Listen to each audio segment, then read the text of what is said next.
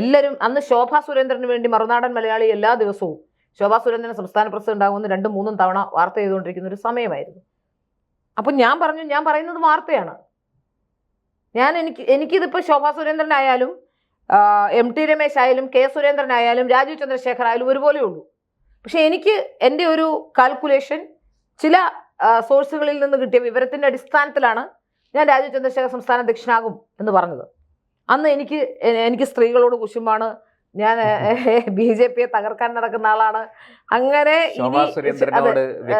വൈരാഗ്യമുണ്ട് ഇങ്ങനെ പറഞ്ഞുകൊണ്ട് എനിക്ക് ശോഭ ചേച്ചിയോട് ഒരു വൈരാഗ്യമില്ല. അപ്പൊ ഇങ്ങനെയൊക്കെ പറഞ്ഞുകൊണ്ട് നിരവധി പേര് എന്നെ ആക്രമിച്ചു. ഒരുപക്ഷെ ശോഭ ചേച്ചിക്ക് പോലും അന്ന് തോന്നിയിട്ടുണ്ടാവും ഇവളെന്നെ ഉപദ്രവിക്കാനാണോ ഇറങ്ങിയിരിക്കുന്നതെന്ന്. പക്ഷെ ഞാൻ പറഞ്ഞത് എനിക്ക് വ്യക്തമായ ജേർണലിസ്റ്റ് എന്നുള്ള നിലയ്ക്ക് നമുക്കൊരു സോഴ്സിൽ നിന്ന് വിവരം കിട്ടുമ്പോൾ വ്യക്തമായി ഞാൻ ആ സോഴ്സിനെ വിശ്വസിച്ചു. ആ സോഴ്സ് ശരിയാണ് എന്ന് എനിക്ക് ബോധ്യം വന്നു. അത് ശരിയായല്ലോ, ശരിയായി. അപ്പൊ അതിൽ നിന്ന് എനിക്ക് മനസ്സിലാക്കാൻ സാധിക്കുന്നത്, അപ്പൊ ആ സമയത്ത് ഏറ്റവും എനിക്ക് അന്നുണ്ടായിരുന്ന പ്രതീക്ഷ എന്ന് പറഞ്ഞാൽ ഈ 2 ഗ്രൂപ്പുകളും തമ്മിലുള്ള തർക്കം അത് ജനങ്ങളുടെ ഇടയിൽ വലിയ അവമതിപ്പുണ്ടാക്കിയിരുന്നു.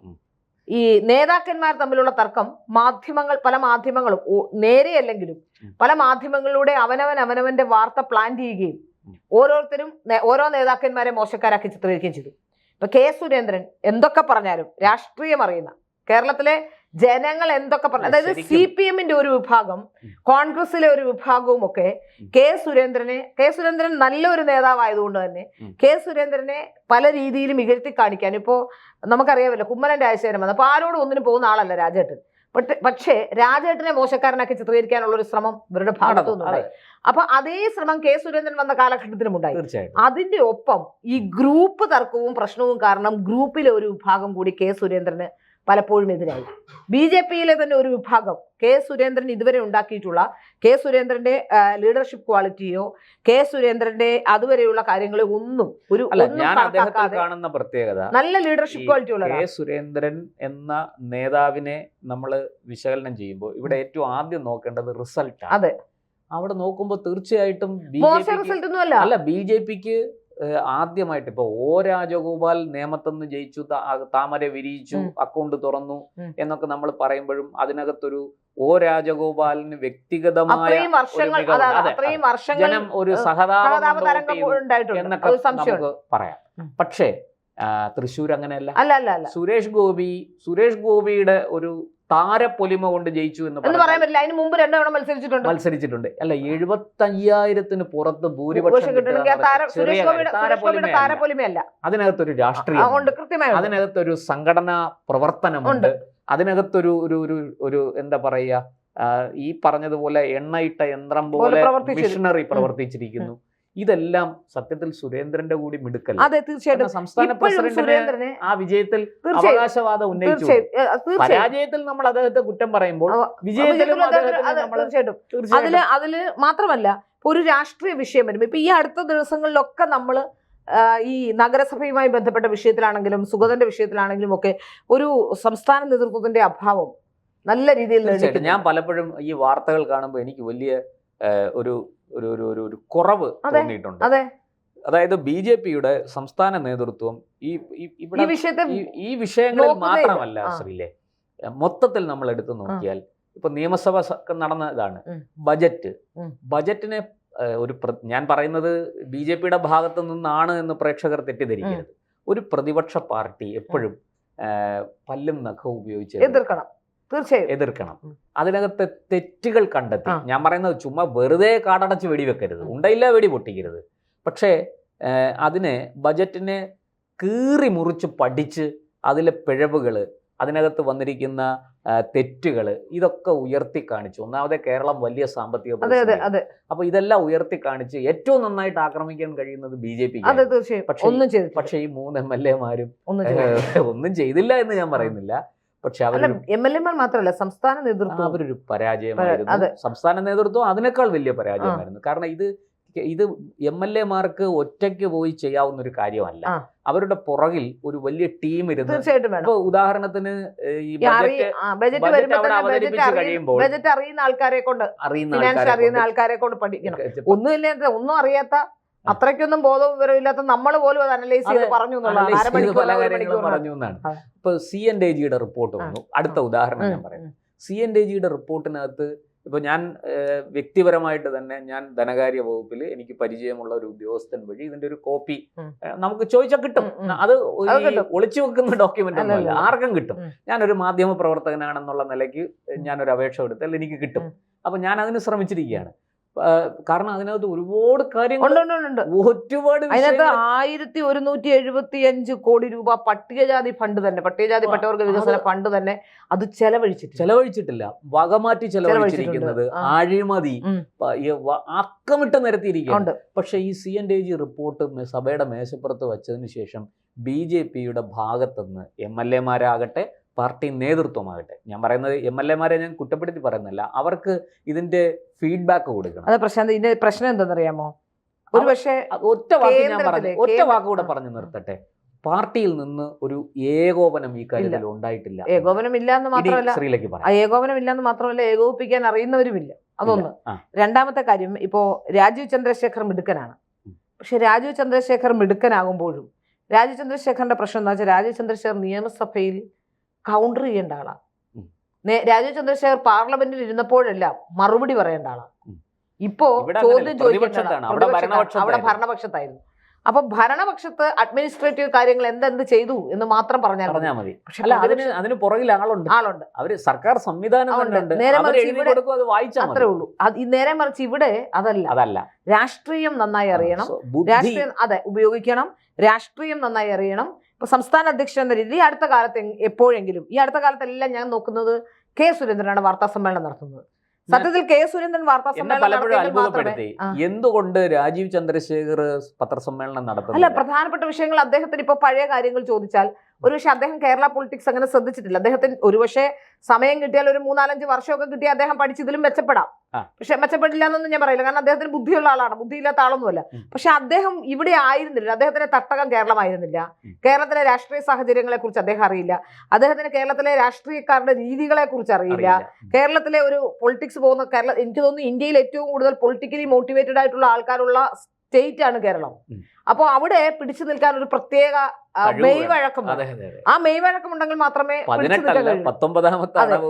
അതിപ്പോ രാജേഷിനും ഉണ്ട്, VV രാജേഷിന് അതുണ്ട് എന്നാണ്. ശരിയാണ്. നമ്മള് മറ്റേ സിനിമയിലൊക്കെ പറയുന്ന പോലെ പിന്നെ മണ്ണ് വാരി കണ്ണിലിട്ട് മറിഞ്ഞു വെട്ടുന്ന അതേ മെയ്വഴക്കം വേണം, അല്ലാതെ നടക്കില്ല. നേരെ പോ എന്ന് പറയുന്നതുകൊണ്ടോ, അല്ലെ വികസനമാണ് ലക്ഷ്യമെന്ന് പറയുന്നതുകൊണ്ടോ, വികസന കാര്യങ്ങൾ ഉയർത്തിക്കാട്ടുന്നത് കൊണ്ടോ, അല്ലെങ്കിൽ ഏതെങ്കിലും കാര്യത്തിൽ കുറെ ഇംഗ്ലീഷ് പറഞ്ഞതുകൊണ്ടോ, കുറച്ച് ഏതെങ്കിലും മറുപടി പറഞ്ഞതുകൊണ്ടോ, ഇംഗ്ലീഷിൽ സംസാരിച്ചതുകൊണ്ടോ ഒന്നും ഒരുപക്ഷെ എനിക്ക് തോന്നുന്നില്ല അതിനൊരു ഗുണമുണ്ടാകും എന്ന് എനിക്ക് തോന്നുന്നില്ല. പിന്നെ രാഷ്ട്രീയം കുറച്ച് വ്യത്യസ്തമാണ്. അതെ, അവിടെ അതിന്റെ താളത്തിനും പഞ്ചത്തിനും ഒപ്പം നിന്ന് എന്നുള്ളതാണ് അതിന്റെ പ്രധാന. അത് യഥാർത്ഥത്തിൽ സത്യത്തിൽ കേരളത്തിലെ ജനങ്ങൾ, കേരളത്തിലെ BJPക്കാർ പോലും ഇപ്പൊ ഈ വാർത്ത ചെയ്യുമ്പോൾ പോലും ഇനി സംസ്ഥാന അധ്യക്ഷനായി, എന്റെ ഒരു കാൽക്കുലേഷൻ, സംസ്ഥാന അധ്യക്ഷനായി കെ സുരേന്ദ്രൻ വരുമെന്നാണ് എന്റെ ഒരു അറിവ്. അപ്പോൾ ഒരു നേതൃമാറ്റം BJPയിൽ ഉണ്ടാകും, കെ സുരേന്ദ്രൻ വീണ്ടും സംസ്ഥാന അധ്യക്ഷനാകും എന്നാണ് എന്റെ ഒരു അറിവ്. അതിന് കാരണങ്ങളുണ്ട്, മറ്റൊന്നും കൊണ്ടല്ല. ഒന്ന്, സംഘടനയെ മുന്നോട്ട് ചലിപ്പിക്കാൻ പറ്റുന്ന, കൃത്യമായി ലീഡ് ചെയ്യാൻ കഴിയുന്ന ഒരാൾ സംസ്ഥാന അധ്യക്ഷനാകണം. ഒന്ന്. രണ്ട്, രാജീവ് ചന്ദ്രശേഖരനെ സംബന്ധിച്ചിടത്തോളം അദ്ദേഹം MLA ആണ്, അദ്ദേഹത്തിന് ബിസിനസ്സുകളുണ്ട്, അദ്ദേഹത്തിന് ഇവിടെ എല്ലാ സമയത്തും കേരളത്തിൽ മാത്രം തമ്പടിച്ച് നിൽക്കാൻ കഴിയില്ല. അങ്ങനെ ഒരുപാട് പരിമിതി. ഒരുപക്ഷെ 2 വർഷം കഴിയുമ്പോൾ അദ്ദേഹം പാർലമെന്റിലേക്ക് മത്സരിച്ച് പാർലമെന്റിലേക്ക് പോകാനുള്ള സാധ്യതയുണ്ട്. ചിലപ്പോൾ ഇവിടുന്ന് മത്സരിക്കാം, ചിലപ്പോൾ ബാംഗ്ലൂരിൽ നിന്ന് മത്സരിക്കാം, നമുക്കറിയാൻ പറ്റില്ല. അദ്ദേഹം തിരുവനന്തപുരത്ത് മത്സരിച്ച് പാർലമെന്റിനുള്ള സാധ്യത വളരെ കൂടുതലാണ്. അപ്പൊ അങ്ങനെ വരുമ്പോ തീർച്ചയായിട്ടും അദ്ദേഹത്തിന് ഒരു മുഴുവൻ സമയ പ്രസിഡന്റ് എന്ന രീതിയിൽ അദ്ദേഹത്തിന് പെർഫോം ചെയ്യാൻ കഴിയുമോ എന്നുള്ള കാര്യത്തിൽ സംശയമുണ്ട്. കാരണം നിയമസഭയിൽ പോകണം, നിയമത്ത് പോകണം, എല്ലാം കൂടി അദ്ദേഹത്തിന് കഴിയുമോ? MLAയുടെ ജോലി തന്നെ വളരെ വലുതാണ്. അപ്പൊ എല്ലാം കൂടെ ആവുമ്പോൾ അദ്ദേഹത്തിന് ബുദ്ധിമുട്ടാണ്, പ്രത്യേകിച്ചും ആ മണ്ഡലത്തിൽ നിറഞ്ഞു നിൽക്കണം. ഇപ്പൊ ഉദാഹരണത്തിന് നമ്മൾ V മുരളീധരനെയോ BB ഗോപകുമാറിനെയോ ഒക്കെ നമുക്ക് ഈ കാര്യത്തിൽ പരിശോധിക്കാവുന്നതാണ്. അവർ ആ മണ്ഡലത്തിൽ നിറഞ്ഞു നിൽക്കുന്നു. നമ്മളിപ്പോ സോഷ്യൽ മീഡിയ തുറന്നാൽ മനസ്സിലാവും, നിയമത്തെ കാര്യങ്ങളിലും രാജീവ് ചന്ദ്രശേഖർ ഇടപെടുന്നുണ്ട്, കാര്യങ്ങളിൽ ഇടപെടുന്നുണ്ട്. അപ്പൊ ഒരു MLA എന്നുള്ള നിലയ്ക്ക് അദ്ദേഹത്തിന് വളരെ ഫാസ്റ്റ് ആയിട്ട് അദ്ദേഹം ഇടപെടുന്നുണ്ട്. അദ്ദേഹം ഒരു വീട് നിർമ്മാണവുമായി ബന്ധപ്പെട്ട് അദ്ദേഹത്തിന്, ഞാൻ പറഞ്ഞില്ലേ, അദ്ദേഹം അതെല്ലാം ചെയ്യും. അദ്ദേഹം പ്രവർത്തിക്കാൻ നല്ലയാളാണ്, എല്ലാമാണ്. പക്ഷെ കേരളത്തിലെ ഒരു രാഷ്ട്രീയ കാലാവസ്ഥ പരിചയക്കുറവ് അദ്ദേഹത്തെ ബാധിച്ചിട്ടുണ്ട്. 2, കേരളത്തിലെ രാഷ്ട്രീയത്തിൽ ഇപ്പോൾ ഞാൻ പറയാമല്ലോ, ഈ തെരഞ്ഞെടുപ്പ് രംഗത്ത് തന്നെ ഡൽഹി രാഷ്ട്രീയമല്ല കേരളത്തിലെ രാഷ്ട്രീയം. ഈ കേരളത്തിൽ ഇപ്പോ സാബു ജേക്കബ് വന്നു, സാബു ജേക്കബിന് 19 സീറ്റ് കൊടുത്തു. കുറെ കാലങ്ങളായി ഈ പറയപ്പെടുന്ന BDJS സീറ്റ് 22 സീറ്റ് കൊടുക്കും. അപ്പൊ ഇവർക്കൊക്കെ 22-ലും കെട്ടിവെച്ച കാശ്. അതാ പറഞ്ഞത്. അപ്പൊ ഇതൊക്കെ കൊടുക്കുമ്പോൾ ഇത് അടുത്ത തവണ ഇത് റെക്ടിഫൈ ചെയ്യണം. ഇത്ര സീറ്റ് ഇവർക്ക് കൊടുക്കേണ്ടതുണ്ടോ? ഇപ്പൊ ഏറ്റുമാനൂർ ഇപ്രാവശ്യം ഒരു സ്ഥാനാർത്ഥിയെ നിർത്തി. ആ സ്ഥാനാർത്ഥി അവിടെ ഇപ്പം സജീവമായിട്ടൊക്കെ കുട്ടി നിൽക്കുന്നുണ്ടെന്ന് തോന്നുന്നു. പക്ഷെ പരമ്പരാഗതമായ വോട്ട് ബാങ്കുകൾ അവിടെ നഷ്ടപ്പെട്ടു പോകും. അതാണ് പലപ്പോഴും സംഭവിക്കുന്നത്. ഇപ്പോൾ എല്ലാവരും വളരെ ആകാംക്ഷയോടെ അല്ലെങ്കിൽ വളരെ ഊർജ്ജസ്വലതയോടെ നിന്നിരുന്ന ഒരു മണ്ഡലമാണ് തൃപ്പൂണിത്തറയെ കുറച്ച് വോട്ടൊക്കെ അഞ്ചലിൽ പിടിച്ചു. പക്ഷെ എങ്കിലും അവിടെ ഒരു നല്ല സ്ഥാനാർത്ഥിയെ കൊടുത്തിരുന്നെങ്കിൽ ഒരു പക്ഷേ ചിത്രം ഇതാകുമല്ലോ, വിജയ ചിത്രം അവിടെ എനിക്ക് തോന്നുന്ന BJP താമര ചിഹ്നത്തിൽ അഞ്ജലിയെ തന്നെ താമര ചിഹ്നത്തിൽ മത്സരിപ്പിച്ചിരുന്നെങ്കിൽ ഇതിനേക്കാൾ തീർച്ചയായിട്ടും ഞാൻ ജയിക്കും എന്ന് ഞാൻ പറയുന്നില്ല. പക്ഷെ ഇതിനേക്കാൾ ഒരു 10,000-4,000 വോട്ടെങ്കിലും ഇതിനേക്കാൾ കൂടുതൽ. ഇതിലൊരു കാര്യമുണ്ട് പ്രശാന്ത്. പണ്ട് നമുക്കൊരു കോൺഫിഡൻസ് കുറവുണ്ടായിരുന്നു ഒരു സ്ഥലത്ത് BJP ജയിക്കുമെന്ന് പറയാൻ. ആ കോൺഫിഡൻസ് കുറവ് ഇനി ഉണ്ടാവേണ്ട കാര്യമില്ല. കേരളത്തിൽ BJPക്ക് ജയിക്കാൻ പറ്റിയ കേരളത്തിൽ മണ്ഡലമുണ്ട്. അതായത് ആ മണ്ണ്, കേരളത്തിലെ മണ്ണ് BJPക്ക് അനുകൂലമായി പരുവപ്പെട്ടിട്ടുണ്ട്. അവിടെ നല്ല സ്ഥാനാർത്ഥികളെ ഇറക്കിക്കൊണ്ട് ഇപ്പൊ ചെങ്ങന്നൂർ ഞാൻ ചെങ്ങന്നൂരുകാരിയാണ്. അതുകൊണ്ട് എനിക്ക് ചെങ്ങന്നൂരിന്റെ ഒരു രാഷ്ട്രീയം അറിയാം. ഒന്ന്, ചെങ്ങന്നൂർ ഏറ്റവും കുറവ് മുസ്ലിം വോട്ടുകളുള്ള ഒരു മണ്ഡലമാണ്. അത് ഇതുവരെ എനിക്ക് BJP മനസ്സിലാക്കിയിട്ടുണ്ടോ എന്ന് എനിക്കറിയില്ല. അവിടെ നല്ല ഇത്തവണ അവിടെ നിന്ന് എബി കുര്യാക്കോസ്, കോൺഗ്രസിന് അവിടെ സ്ഥാനാർത്ഥികളില്ല മത്സരിക്കാൻ. അവിടുത്തെ ലോക്കൽ സ്ഥാനാർത്ഥിയാണ് എബി കുര്യാക്കോസ്. അദ്ദേഹം ഒരു വക്കീലൊക്കെ ആയിരുന്നു, അഭിഭാഷകനൊക്കെ ആയിരുന്നു. പക്ഷെ അദ്ദേഹം അഭിഭാഷ വൃത്തിയൊക്കെ ആയിട്ട് പോയി ഇത്രയും കാലം മത്സരിച്ച് ജയിക്കാനുള്ള കരുത്ത് അദ്ദേഹത്തിനില്ല. സത്യത്തിൽ ഈ പ്രാവശ്യം ചെങ്ങന്നൂർ ഒരു നല്ല സ്ഥാനാർത്ഥിയെ നിർത്തിയിരുന്നുവെങ്കിൽ തീർച്ചയായിട്ടും ഒരു പക്ഷേ ചിത്രം മാറിയേനെ. അത് ചെങ്ങന്നൂരിനെ സംബന്ധിച്ചിടത്തോളം തീർച്ചയായിട്ടും 90% സാധ്യത. ആ കാര്യത്തിൽ എനിക്ക് തോന്നിയ കാര്യം ഞാൻ പറയാം. ഈ ഹരിപ്പാടേക്ക് സന്ദീപ് വചസ്പതിയെ പറഞ്ഞു വിട്ടതിന് പകരം സന്ദീപ് വചസ്പതിയെ ചെങ്ങന്നൂർ മത്സരിപ്പിച്ചിരുന്നെങ്കിൽ തീർച്ചയായിട്ടും അവിടെ ഒരു മാറ്റം. സന്ദീപിന് ഇപ്പൊ ജയിക്കാനുള്ള കഴിവുണ്ടോ കരുത്തുണ്ടോ എന്നൊക്കെ ചോദിച്ചാൽ എനിക്ക് ഉത്തരം പറയാൻ ബുദ്ധിമുട്ടുണ്ട്. പക്ഷെ സന്ദീപ് ഒരു മികച്ച പോരാട്ടം കാഴ്ചവെക്കാൻ കഴിയുന്ന ആള് തന്നെ. അല്ല, അങ്ങനെ പറയാൻ പറ്റില്ല. കാരണം ഇത്തവണ കേരളം മൊത്തം ഉണ്ടായ ആ ഇടത് വിരുദ്ധ തരംഗത്തിൽ പോലും സജി ചെറിയാനെ പിണറായി വിജയനെ കാണുന്ന പോലെ ജനങ്ങൾ കാണുന്ന ഒരാളാണ്. അതെ. അപ്പൊ തീർച്ചയായിട്ടും അദ്ദേഹം തോക്കാനുള്ള സാധ്യതയുണ്ട്. അവിടുത്തെ സ്ഥാനാർത്ഥി BJP അവിടെ ഒരു വലിയ ആക്ഷേപം നേരിടുന്നുണ്ട്. അവിടെ ഒരു ഡീൽ ഉണ്ടായിരുന്നു. ആ ഡീലിന്റെ ഫലമായിട്ടാണ് സജി ചെറിയാൻ അവിടെ ജയിച്ചു വന്നത് എന്നൊരു ആക്ഷേപം പോലും BJPക്ക് കഴിഞ്ഞ തവണയും ഈ സ്ഥാനാർത്ഥി തന്നെ കഴിഞ്ഞ തവണയും ഡൽഹിയിൽ നിന്ന് വന്ന ബാലശങ്കർ ഡൽഹിയിൽ നിന്ന് മത്സരിക്കാൻ വന്നതാണ്. ഞാൻ മനസ്സിലാക്കുന്ന അന്ന് ഈ സ്ഥാനാർത്ഥി K. സുരേന്ദ്രന്റെ അടുത്ത ആളായിരുന്നു. അത് കഴിഞ്ഞ് ഇപ്പോഴത്തെ സംസ്ഥാന അധ്യക്ഷന്റെ സംസ്ഥാന സെക്രട്ടറിയുടെയും ഒക്കെ ജനറൽ സെക്രട്ടറിയുടെ അടുത്ത ആളാണ്. ഘടകം പറഞ്ഞിട്ടുണ്ട് BJPയുടെ സ്ഥാനാർത്ഥി. അപ്പൊ ഇത് നമുക്ക് മനസ്സിലാക്കാൻ സാധിക്കുന്നത് എന്തായാലും അവിടെ ചെങ്ങന്നൂരിൽ നല്ലൊരു സ്ഥാനാർത്ഥിയുടെ അഭാവം ഉണ്ടായിരുന്നു. ആ അഭാവം കാരണമാണ് ചെങ്ങന്നൂരിൽ പരാജയപ്പെട്ടതെന്ന കാര്യത്തിൽ സംശയമൊന്നുമില്ല. അതിൽ വേറൊരു വലിയ ഗുരുതരമായ ഒരു കാര്യം, അത് പറയാതെ പോകാൻ കഴിയില്ല പ്രശാന്തേ. ചെങ്ങന്നൂരിൽ 3 മാസങ്ങൾക്ക് മുമ്പ് ബ്ലോക്ക് പഞ്ചായത്ത് സ്ഥാനാർത്ഥിയായി നിന്ന് തോറ്റ ആളാണ് ഈ 2 പ്രാവശ്യം, അതിന് മുമ്പത്തെ പ്രാവശ്യവും പിന്നത്തെ പ്രാവശ്യവും നിയമസഭാ സ്ഥാനാർത്ഥി മത്സരിച്ചത്. ചെങ്ങന്നൂരിനെ സംബന്ധിച്ചിടത്തോളം ചെങ്ങന്നൂർ ഈ സാധാരണ ഒരു മണ്ഡലം ആയിരുന്നില്ല. എൻ്റെ വളരെ ചെറുപ്പകാലത്ത് പോലും അന്ന് ഞാൻ ഓടി നടക്കുന്ന പരുവത്തിൽ അവിടെ പഞ്ചായത്തിലും ഒക്കെ സ്ഥാനാർത്ഥികൾ മത്സരിക്കുന്ന ഒരു സ്ഥലമാണ്. സ്ഥാനാർത്ഥികളെ കിട്ടാൻ ക്ഷാമമുള്ള സ്ഥലമല്ല. മുമ്പ് ചെങ്ങന്നൂരിൽ പെടുന്ന ചില പഞ്ചായത്തുകൾ ഉണ്ട്. തിരുവമണ്ടൂർ പഞ്ചായത്തൊക്കെ BJPക്ക് ഉണ്ട്. വെൺമണി പഞ്ചായത്തിൽ BJPക്ക് 2-3 സീറ്റ് ഉണ്ടായിരുന്നു. വെൺമണി പഞ്ചായത്തിൽ മുനിസിപ്പാലിറ്റിയിൽ BJPക്ക് നല്ല മുന്നേറ്റം ഉണ്ടായിരുന്നു. അപ്പൊ എനിക്ക് പണ്ടുണ്ട്, എന്റെ ചെറുപ്പകാലം മുതൽ ഞാനും ഒക്കെ എന്റെ അമ്മ 2 തവണ അവിടെ തെരഞ്ഞെടുപ്പിൽ മത്സരിച്ച ആളാണ്. അതുകൊണ്ടാണ് ഞാൻ പറയുന്നത് അന്നേ സ്ഥാനാർത്ഥികൾക്ക് ക്ഷാമമില്ലാത്തൊരു സ്ഥലമാണ്. അപ്പോൾ 1-2 പേരെ മാത്രം ജീവിതകാലം മുഴുവൻ അവിടെ 1-2 പേർക്ക് മാത്രം അവസരം കൊടുത്തുകൊണ്ട് അവരെങ്ങോട്ട് നിൽക്കുന്നു അതിനനുസരിച്ച് നീങ്ങുക എന്ന് പറയുമ്പോൾ ഇത്തരം കാര്യങ്ങളൊക്കെ BJP ഒന്ന് കണ്ടു മടുത്ത മുഖങ്ങളെ, സത്യം ഞാൻ പറയണം, കണ്ടുമടുത്ത മുഖങ്ങളെ ഇനിയും വരുന്ന തെരഞ്ഞെടുപ്പെങ്കിലും ഒഴിവാക്കണം. കൊള്ളാവുന്ന കാര്യപ്രാപ്തിയുള്ള രാഷ്ട്രീയം അറിയാവുന്ന, രാഷ്ട്രീയത്തെക്കുറിച്ച് സംസാരിക്കാൻ അറിയുന്ന നല്ല സ്ഥാനാർത്ഥികളെ നിങ്ങൾ ജനങ്ങളുടെ മുന്നിൽ കൊടുക്കൂ. ജനങ്ങളുമായി ബന്ധമുള്ളവരെ നിങ്ങൾ കൊടുക്കൂ. നമ്മള് വിഷയം വളരെയധികം അതാണ് നീണ്ടു പോകുന്നു. ഇവിടെ എനിക്ക് മനസ്സിലാക്കാൻ സാധിക്കുന്നത് ഏതായാലും BJPയുടെ സംസ്ഥാന നേതൃത്വത്തിൽ മാറ്റം വരാൻ സാധ്യതയുണ്ട് എന്നുള്ളത് തന്നെയാണ്. K. സുരേന്ദ്രൻ സംസ്ഥാന അധ്യക്ഷനാവാനുള്ള സാധ്യതയുണ്ട്.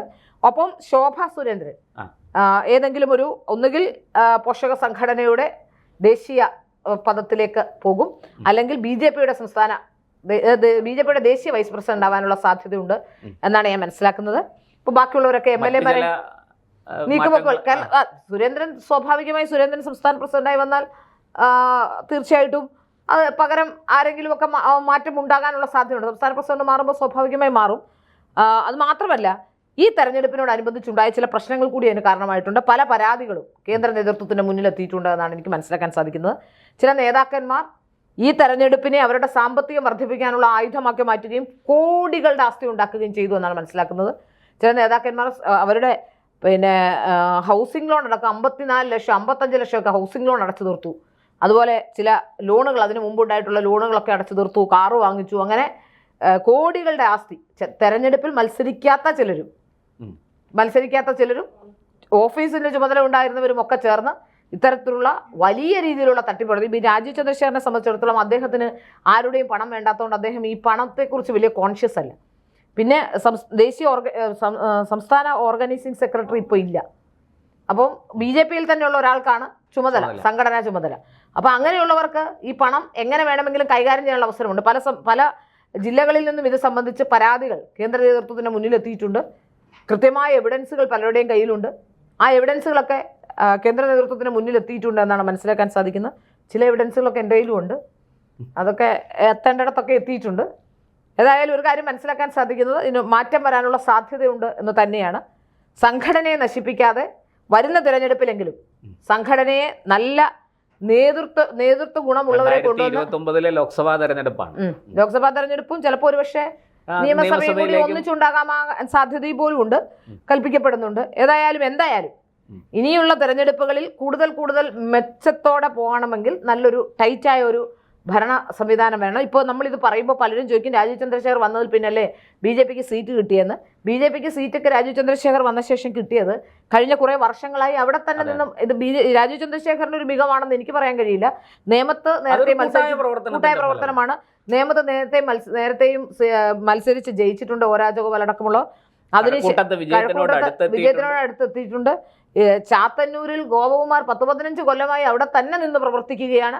അപ്പോൾ പലപ്പോഴും അവിടെ നിന്ന് പ്രവർത്തിക്കാതെ തെരഞ്ഞെടുപ്പ് എടുക്കുമ്പോൾ മാത്രം. ഇപ്പോൾ ചെങ്ങന്നൂരെ സ്ഥാനാർത്ഥി അവിടെയൊക്കെ നടക്കുന്നുണ്ട്, പക്ഷെ എത്രത്തോളം പ്രവർത്തനം നടത്തുന്നുണ്ടോ എന്നുള്ളത് മറ്റൊരു കാര്യം.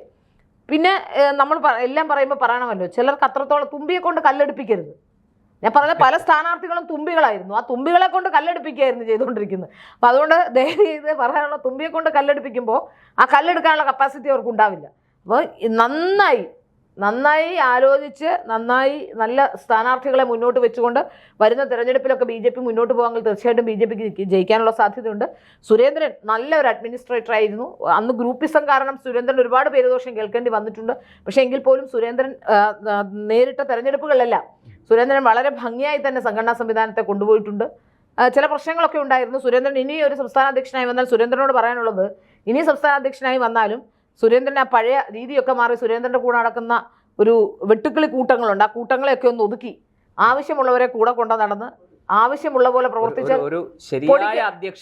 ശരിയായ അധ്യക്ഷനായി മാറി ഒരു പൊടിക്ക് അടങ്ങി സംസ്ഥാന അധ്യക്ഷനായി ഈ ചെറിയ കുട്ടികളുടെ കൂടെ ഇങ്ങനെ കൂടി കളിച്ച് നടക്കാതെ നല്ല രീതിക്ക് മുമ്പോട്ട് പോകാൻ കഴിയും. കുറച്ചുകൂടി ഗൗരവത്തോടെ മുന്നോട്ട് പോയാൽ തീർച്ചയായും ഒരു നല്ല ഭരണാധികാരിയാവാനും നല്ല രീതിക്ക് BJPയെ നയിക്കാനും ഉയരങ്ങളിൽ എത്തിക്കാനും സുരേന്ദ്രന്റെ കഴിയും. അക്കാര്യത്തിൽ സംശയമൊന്നുമില്ല. പിന്നെ സുരേന്ദ്രനെ മോശക്കാരനാക്കാൻ ചില മാധ്യമങ്ങളുടെ കൊണ്ടുപിടിച്ച ശ്രമമുണ്ടായി. അതാണ് സുരേന്ദ്രന് വലിയ രീതിയിൽ ദോഷം ചെയ്തത്. സുരേന്ദ്രനെ അതുപോലെ തന്നെ BJPയെ KJP എന്ന് BJPക്കാർ തന്നെ പറയുന്ന അവസ്ഥയുണ്ടായി. പക്ഷെ ഇപ്പൊ ആരും മിണ്ടുന്നില്ല. എന്താണെന്ന് ചോദിച്ചാൽ ഇപ്പൊ പേടിയുണ്ട്. കാരണം രാജീവ് ചന്ദ്രശേഖരൻ കാണോ അറിഞ്ഞാൽ അപ്പൊ നടപടി ഉണ്ടാകുമോ, കേന്ദ്രത്തിൽ ഇത് അറിയുമോ എന്ന് പേടിച്ചുകൊണ്ടാണ് ഇവർ മിണ്ടാതിരിക്കുന്നത്. പ്രതിഷേധമില്ലാഞ്ഞിട്ടല്ല. കേരളത്തിലെ BJPക്കാർക്ക് ഇപ്പൊ അടങ്ങിയിരിക്കാൻ അറിയുന്നത് എന്തുകൊണ്ടാണ്? ഈ BJPക്കാരെല്ലാം സുരേന്ദ്രന്റെ തലയിൽ കയറിയെന്ന് ഇറങ്ങുകയായിരുന്നു. ഇപ്പൊ അടങ്ങിയിരിക്കുന്ന എന്തെല്ലാം പ്രശ്നമുണ്ടായിട്ടും ഇപ്പോൾ അടങ്ങിയിരിക്കുന്നതിന് പ്രധാനപ്പെട്ട കാരണം എങ്ങനെയെങ്കിലും കേന്ദ്ര നേതൃത്വം പറഞ്ഞാൽ പുറത്താകും എന്ന പേടി കൊണ്ടാണ്. ആ പേടി സുരേന്ദ്രൻ ഉണ്ടായിരുന്ന കാലത്ത് ഉണ്ടായിരുന്നില്ല. അതാണ്. പക്ഷെ ഇപ്പൊ മനസ്സിലായിട്ടുണ്ടാവും. ആ സമയത്താണ് ഏറ്റവും കൂടുതൽ വോട്ടിംഗ് പെർസെൻറ്റേജ്, വോട്ടിന്റെ നില ഏറ്റവും കൂടുതൽ ശതമാനത്തിന്റെ വർധനവുണ്ടായിരുന്നത്. ആ വർധനവില്ല. പിന്നെ ആകെ 2 കാര്യം സംഭവിച്ചെന്ന് വെച്ചാൽ തിരുവനന്തപുരത്ത് കോർപ്പറേഷൻ കിട്ടി. ആ കോർപ്പറേഷൻ കിട്ടിയത് കഴിഞ്ഞ 10-15 വർഷമായിട്ട് തിരുവനന്തപുരത്തെ കോർപ്പറേഷൻ കൗൺസിലർമാർ ഇപ്പോഴും കണ്ടില്ലേ എന്ത് മിടുക്കന്മാരായ കോർപ്പറേഷൻ കൗൺസിലർമാരാ. ഒന്നിനൊന്നും മെച്ചമായ ഒരു കാര്യം വ്യക്തമാണ്.